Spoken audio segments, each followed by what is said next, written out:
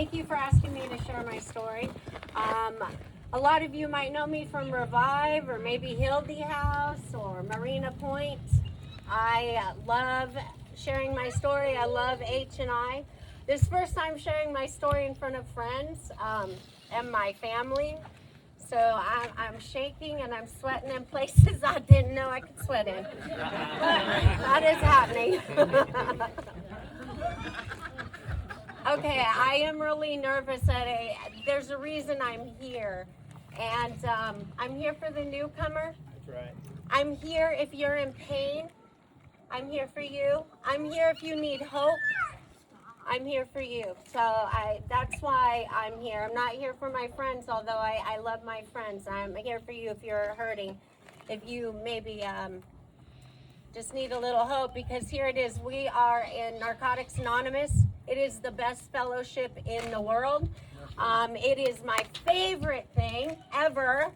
It has changed my life, and man, I just wish all of you could get this and have just a little piece of what I have, because my life is really cool. It's really cool nowadays. All right, so let's get into it. God willing, I will have 6 years July 14th. Yeah. 6 years. And I'm going to dive into my story, and I'm going to tell you, I don't know how I did it. I mean, I know how I did it. I did it with you guys, and we'll get into that. But the story I told myself for 34 years, I was caught in the grip. 34 years. And I don't know, self-pity kept me sick. You know what else kept me sick?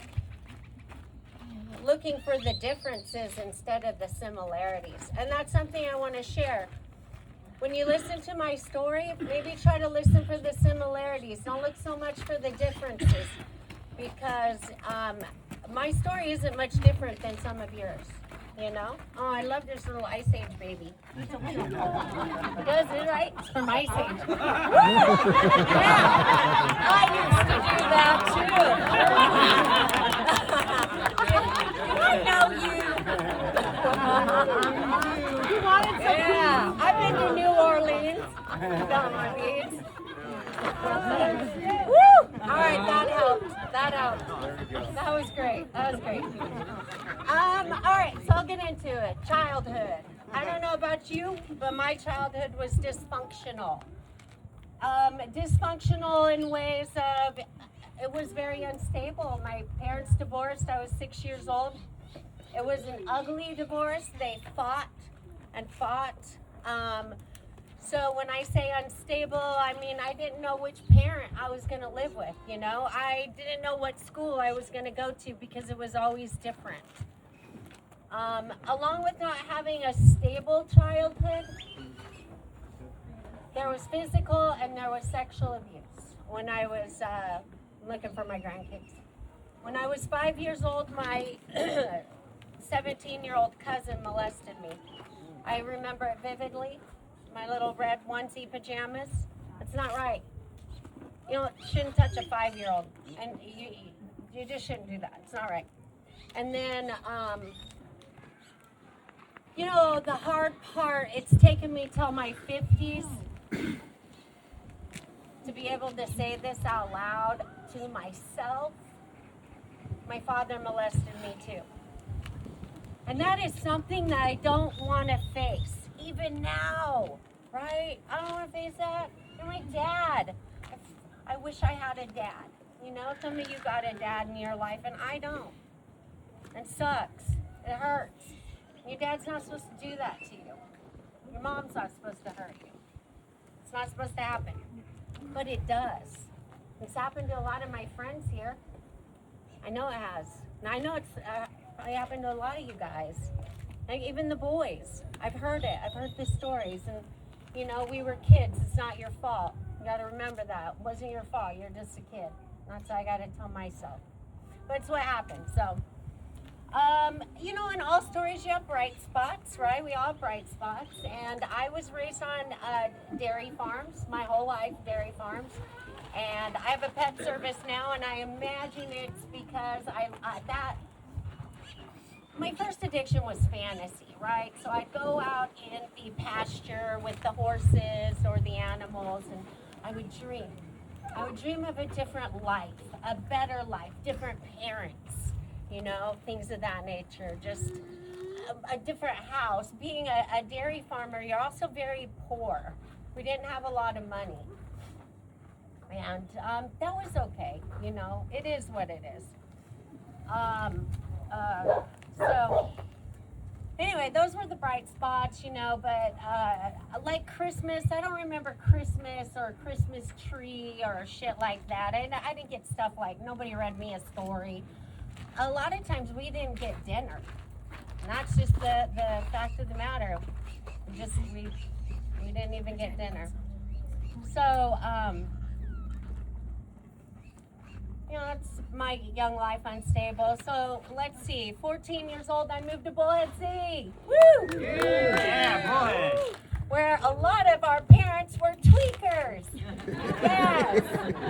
Yeah, and my mom was a tweaker. In fact, I used to say, bitch, you ruined it for all of us. Because you were so bad at it. And again, that's where I used to look at the differences. Because I would literally say, I'm a better drug addict than you. You know, whatever. So, you don't do it right. You get caught. You lose your job. Right? All that. So I'm 14 years old. I move here. My mom's a druggie. She gave me her drugs. Right? My mom's the coolest person ever. I'm 14 years old. I just moved here. My dad's all strict, and she's giving me crystal meth and making us drinks, and I have arrived. Woo! I got the coolest mom in town.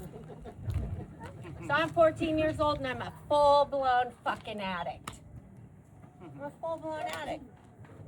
Now I'm a sophomore at Mojave High School. And I get pregnant. Go figure. I get pregnant.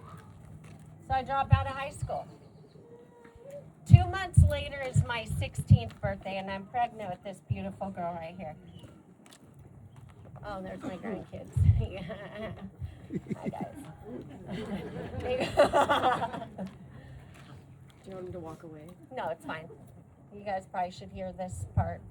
So, it's my 16th birthday, and my mom's friend says, hey, let me take Carrie Ann to go get her driver's license. I said, Mom, no, don't make me go, man.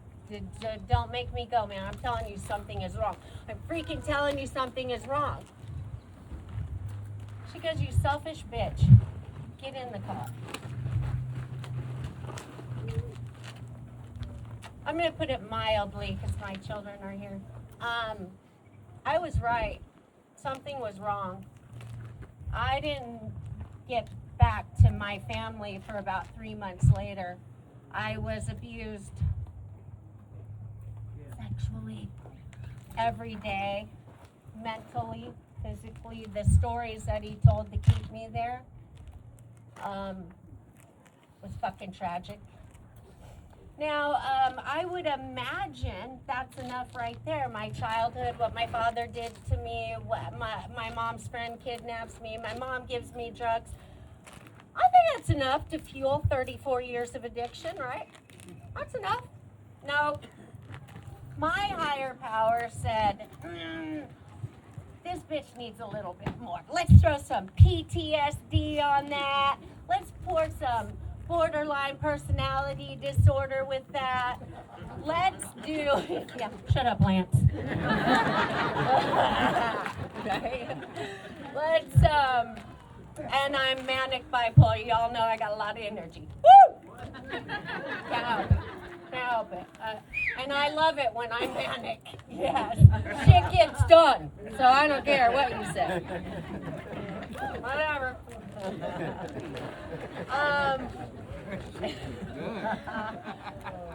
So I want to share something with you that I now understand that I didn't understand then. Let's see, what happens when you take a bipolar bitch and mix her with drugs and alcohol? Anybody know? Fucking tornado, swinging from ceiling fans, causing ruckus, man to man, whatever. I was chaos for years. By the time I was 21, I was a blackjack dealer. I was at the Golden Nugget in Las Vegas for 12 years, from the time I was like 25 years old till I was 38. Here's where I would compare myself to my mom. I got a job. I still got my job. You know, still got my looks. Still got my looks. Just kidding. Sorry.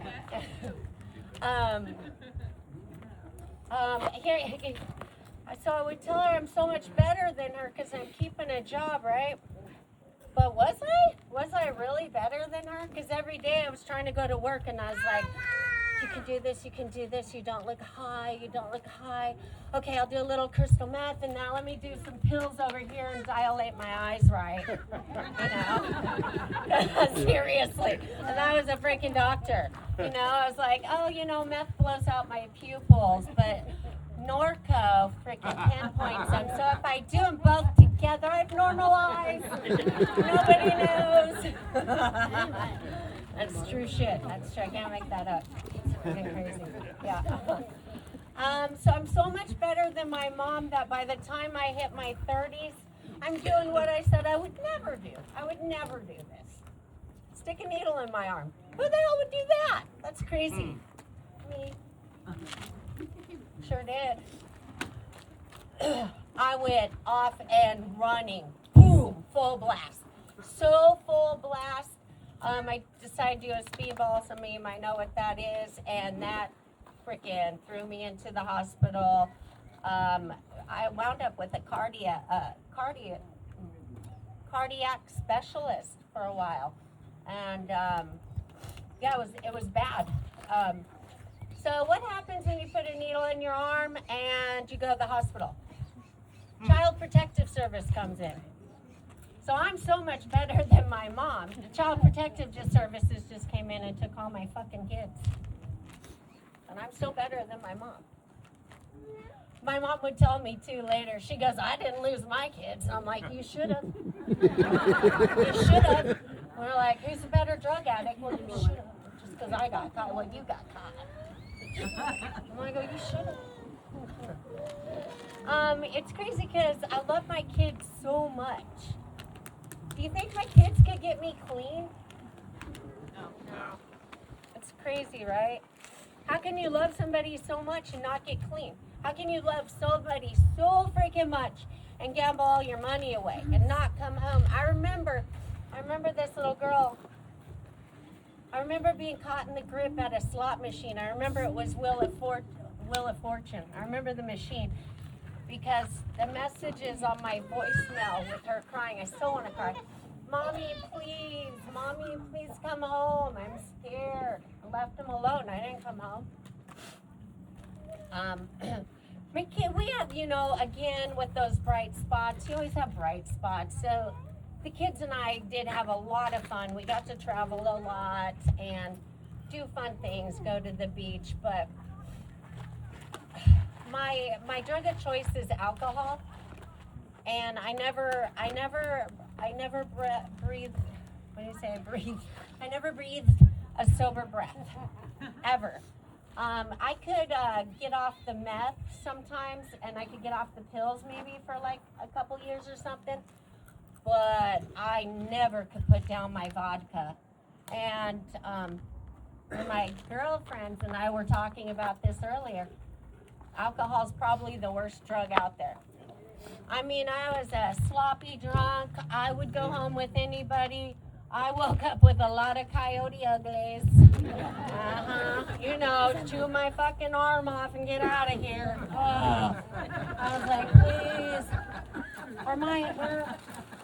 Oh, grandkids. Sorry, I was going to go a little more into that. But we won't. We'll try to keep it gentle. Yeah, well, if you could imagine, living in Las Vegas is like It's its own animal. It's just different. And when you're a blackjack dealer, and I was in high stakes, you know, it was just every single day I went to work, I knew that there was something.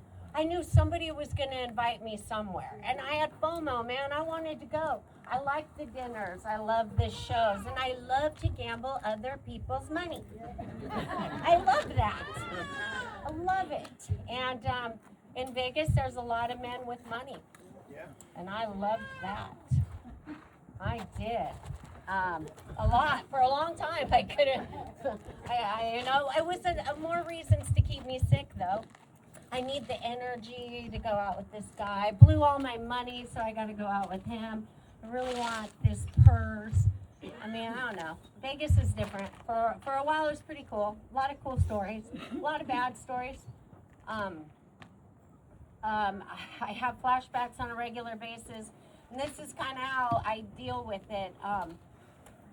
You know, they say in Narcotics Anonymous, more will be revealed, right? So you do your steps, you do your fourth step, and not everything I can remember, right? So I was a drunk, a blackout drunk on top of it. So when I remember things and they pop up, I try to like work a step on it, like right there. I'm like, okay, I see it. That was me. Take responsibility for that shit. I know it happened, but I'm not that girl today. Everything's okay. Our story, you know, for whatever. And that's kind of how I get through that. So I tell you, I have this job for 12 years. Somehow, I'm at 30 years old. I overdose. I take the kids. I still keep my job. Oh yeah, I remember. Everybody know FMLA? Oh, yeah. Woo! That is such a great thing when you're a drug addict. Because you can take like 4 months off out of the year and not get fired. So that's what I did. I'd be so jacked up, sometimes I'd get to work and I'd have to turn around and leave. You know, I cannot do this. Unbelievable how I didn't get fired. I really don't know. Probably my charming personality. I've always kind of been like this. But, you know, just like I said, I'd never put a needle in my arm, I did. And just like I said, I'd never do heroin, I did. And finally, I'm about 38 years old, and I finally lose that 12-year job. Man, and things go in a whole new direction. I back on the needles. Got the needles back in my arm. This time around, whoa. This time around, I convinced myself I'm unemployable. I had a 25-year career. I could get a job anywhere. But I'm so messed up, I don't think I can get a job, you know? So I'm couch surfing. I really don't know. And then, well, you guys can use your imagination on this part too, but I'm in my early 40s and I'm doing things for money that I never thought. Now, sure, when I was in Vegas and I was a dealer, I wasn't a prostitute, just so you know. I was super slutty. And I had expensive taste. But I was not a prostitute. Let's make that clear. I was just a slut who liked money. Okay? But in my early 40s, that wasn't the story. By then, I'm getting robbed and I'm doing things for money. I couldn't believe it. Coming up to the end, she's 3 years old, and you all know my grandkids because they live at these meetings with me. And my daughter would not allow me to see my granddaughter. And who could blame her? I got needles in my arms. I'm doing shit for money. I should, you know. I'm a drunk. I'm so mean. I'm not nice. And I just, all the things I did are just crazy.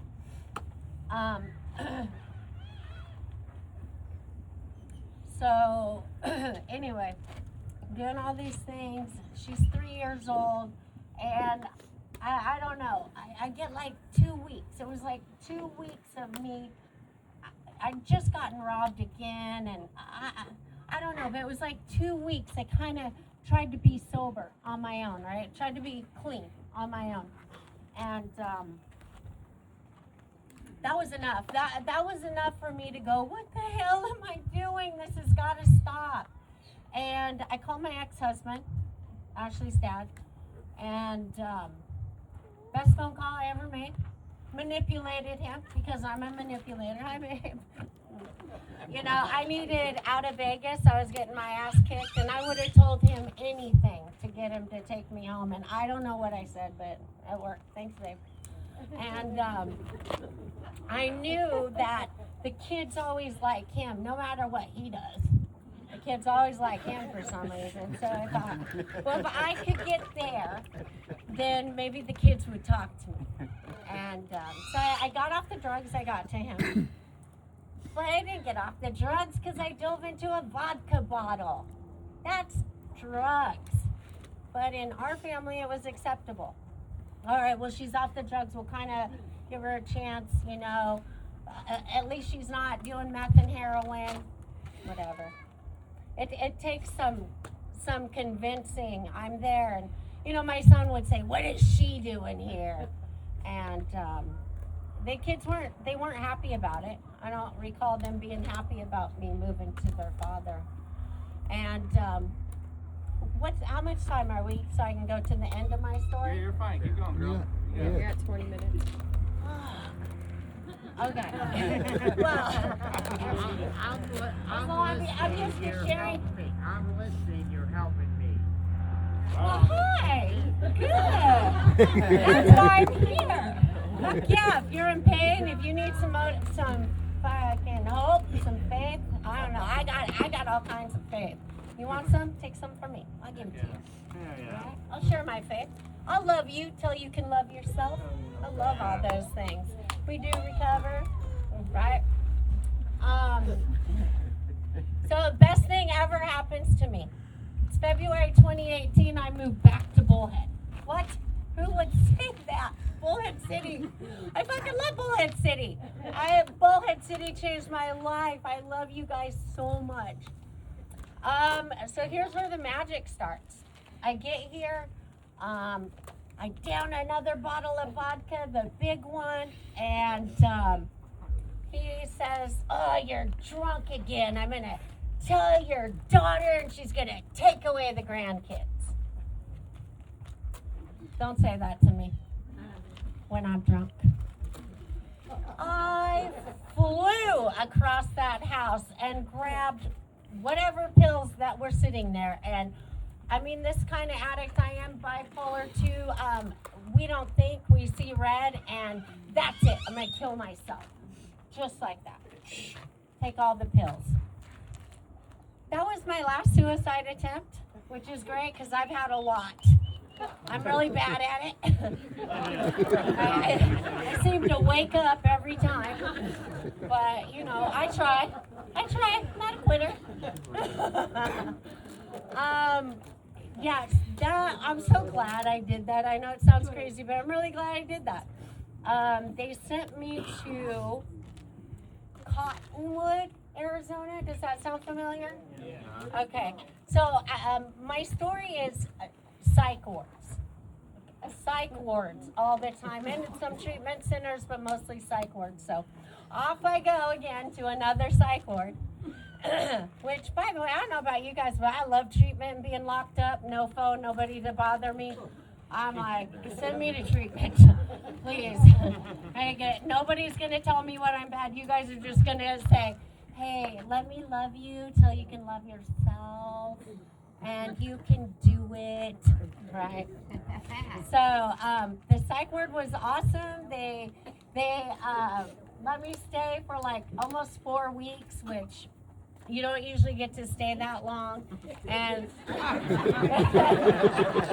was a great vacation, okay? I wasn't done there. After that, I was like, let's go to Marina Point. Marina Point, anybody? Fuck yeah, Marina Point, love it. Marina Point Mojave Mental changed my life. That's where it started. I didn't get clean. I did the Vivitrol. I took the meds. I got the psychiatrist. I did all the classes. The Vivitrol injections in my back did help to not crave the alcohol and stuff. But I wasn't going to meetings, guys. I didn't have a maintenance program, you know? I didn't have accountability. I didn't have a sponsor. So I was like, well, let me try to drink. Every once in a while, I try to drink, you know. I'm like, ooh, this is cool. I'm not really getting any drunk, but still. So, I don't know. I think maybe that went on for like a year. And then, of course, I relapsed. And I'm back on my vodka. And I guess, so it's 2019 or so. So I don't really remember till for about the next year and a half is drinking. For the most part, the kids stayed in my life and all that good stuff. COVID hit. And I was dealing blackjack at the AV. And COVID hit. Sorry, Ashley, you're going to hear something for the first time. Where's Nadine? She told me when she was my sponsor to tell Ashley this story, and I never fucking have. All right, so here we go. Yeah, well, sorry, Ashley. So it is COVID. It's March 19th, and I get laid off, and fuck, sure as shit. If I'm not drinking the big bottle of vodka and this guy sends me a message on Messenger that says, hey, you know anybody who wants some crystal meth?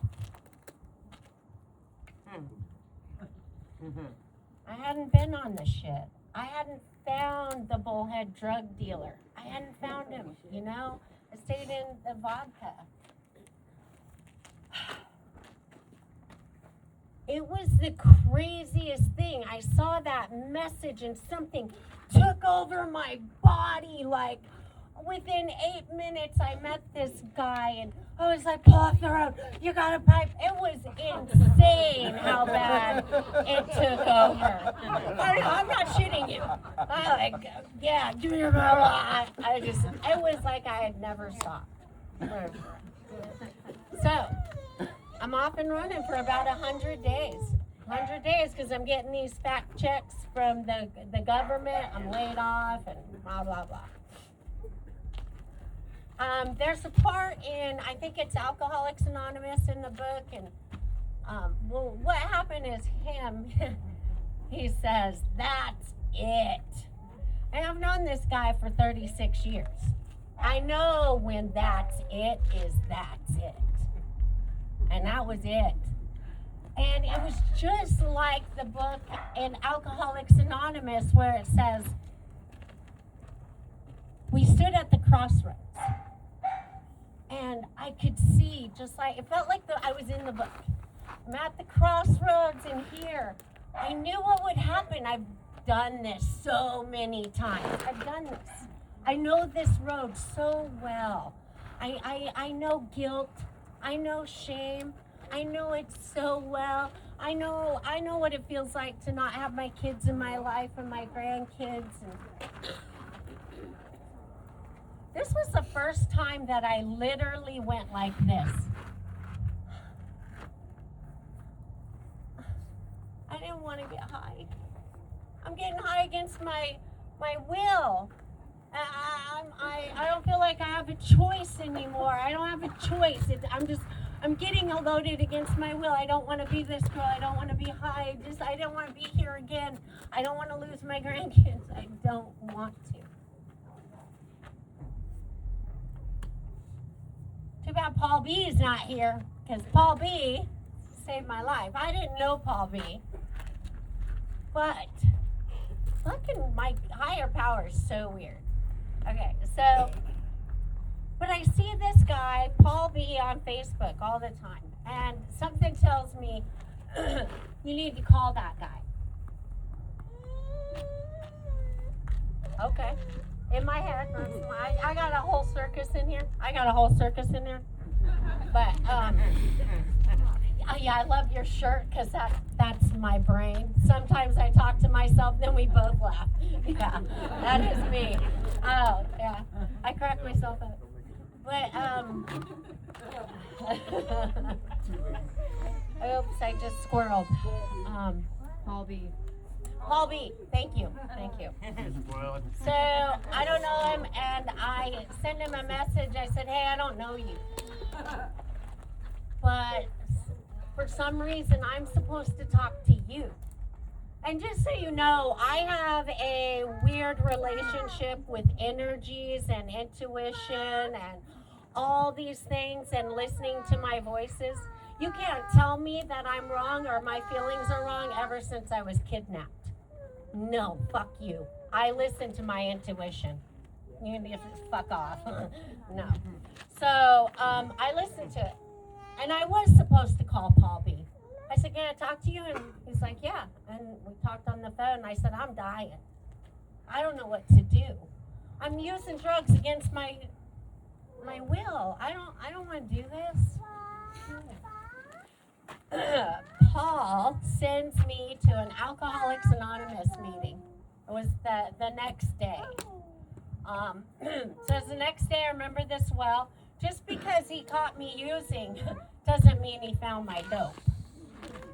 And so I remember I slammed 2 beers. It was July 13th. I took a hairspray bottle and smashed my meth pipe.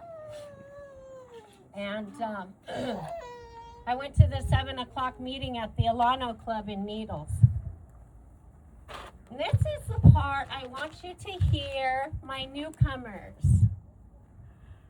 So they tell us, if you want to get clean, you're going to do 90 meetings in 90 days. That's what they tell us. If you want to get clean, you're going to get a sponsor, and you're going to get vulnerable. If you want to stay clean, you're going to do your steps. You're going to be of service. You're going to get commitment. So I walked into this meeting, and the guy, as soon as I walked in, I wish he was here, was Sal. And he's mostly at Alcoholics Anonymous. Some of you might know him. But Sal was my counselor at Marina Point. And I walked in and I saw him and I was like, I'm home. And I sat next to him, and that dude took me to 2 and 3 meetings a day. We went every night to the 7 p.m. at the Alano Club. We went to the 12 noon every day at the Alano Club in Bullhead City. Excuse me. Get a little froggy. I didn't do 90 meetings in 90 days. I did like 150. In my first 30 days, I got a key to the Alano Club in Needles. I started sharing the Saturday night candlelight meeting. I love it when people get 30 days because it reminds me of when I got 30 days. And when I got 30 days, I wanted jewelry, cake, balloons. I wanted all of it. Don't you know I have 30 fucking days? I'm a miracle.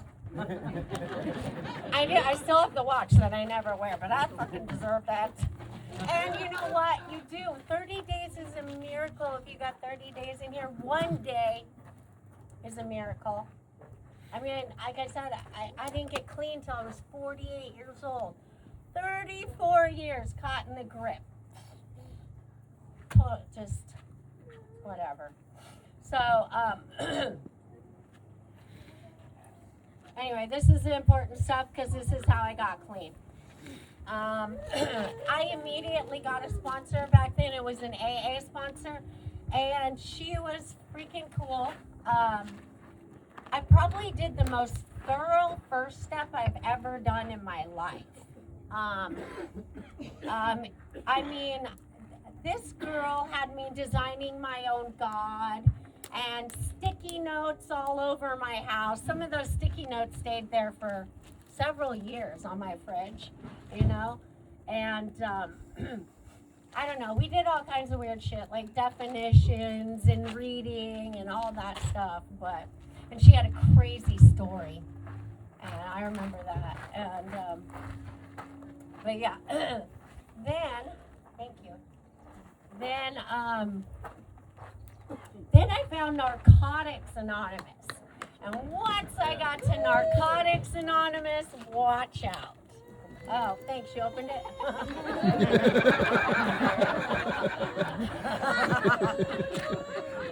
I was wondering how I was going to do this.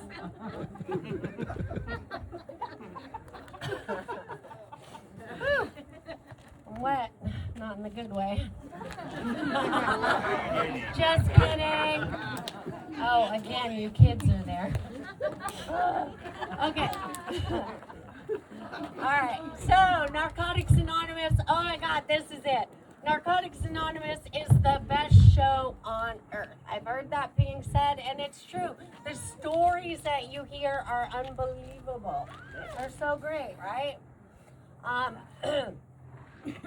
Okay, so Narcotics Anonymous, I got Nadine, and she's my first Narcotics Anonymous sponsor. She's freaking the best. She'd make dinner, we'd go over to her house, she'd try to do step work, and I'm gonna be honest, it's an honest program.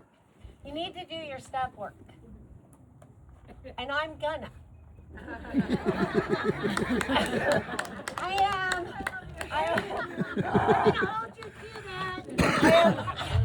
I was doing about a step a year. And now I'm a step every other year. But I'm going to speed that up. I promise. It's the worst. But, it's been a thing of mine. I don't want to look at myself. I've always been like this. I'm going to stay so busy taking care of you and you. I don't have to think about me. I don't want to think about me. I don't want to think about my part in all the things that happen. I don't want to. But guess what? We are here, and it's time to get uncomfortable and do things that maybe I don't want to do. So, anyway, I go to the NA way. Does anybody know the NA way? Woo! Yeah, love that. That's my home group for over 5 years. I've had that key in my pocket. That's a commitment. Find a home group, someplace where you fit. All my friends change home groups. I've been at the same one. Just kidding. For 5.5 years, I've had that key. So I'm at the NA way, and Katie, my current sponsor, she says, you. Yeah? She goes, you're going to be GSR. And you all know Lisa A. from Revive, right? Yeah. Lisa says, Katie, you can't boss people around. You can't just tell her what to do. And she goes, you're going to be GSR. I was like, I don't know what that means. You'll figure it out. So I'm not going to confuse you or anything and go into all the service positions. Thank you, Ron. But there's a lot, and it's fun. And GSR is generally where you start, group service representative. And I would strongly suggest that if you really want to stay clean, if you really want to feel good, if you really want to be part of, get involved in area. Try GSR. Or just go until you find a spot. There was a long time that I would go to the meeting, and sometimes I felt stupid. Because I didn't have a job. I didn't have a position. I was just going, sitting there. And the ladies would say, don't worry, Carrie Ann. Don't worry. Something will come up. You'll eventually get a position. And I did. Lots of them. Right now, I'm your public relations chairperson. Whoop, whoop. I love being of service. If you ask my sponsor, I am a service addict. Love it. I love the newcomers. I love my babies. I love Revive. I love Hildy House. I love sober living. I love it when I'm at Revive or somewhere and you're brand new, and I've got to take a lot of you in my arms, and it's my favorite, most beautiful thing ever. And I've taken many of you in my arms, and I've felt you so skinny, and I've felt your bodies vibrate in my arms because you're so sick. And I love being that person. I love being that person that's there and maybe is one of the first people that you get to see, and I get to hug you and tell you it's going to be okay. This too, it'll get better. I'm going to love you. We do recover. This does happen, you know. So H&I, hospitals and institutions, that's my favorite. That's something I'll never leave. And I just strongly recommend you do that. So my time is about up. What I just really want you to hear is be of service, being of service and going to the treatment centers, how you stay connected. It'll fill your heart. It'll fill your heart in ways that you just have no idea. You guys keep me clean. You keep me clean. I love doing things for you, whether we have a river float, or, you know, we go jet skiing, or we have a potluck, or, you know, anyways, a cookie meeting, or potluck Tuesday, and shit like that. I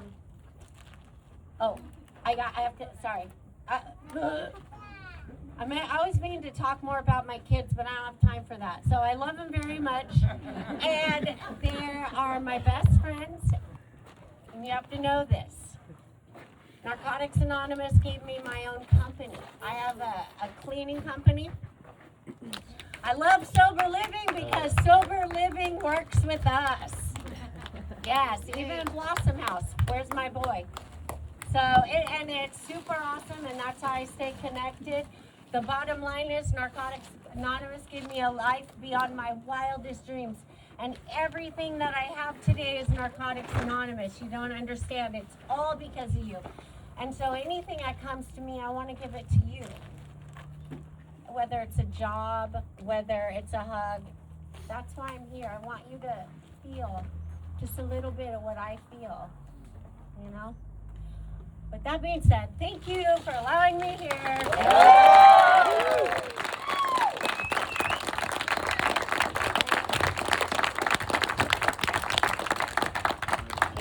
Standing ovation.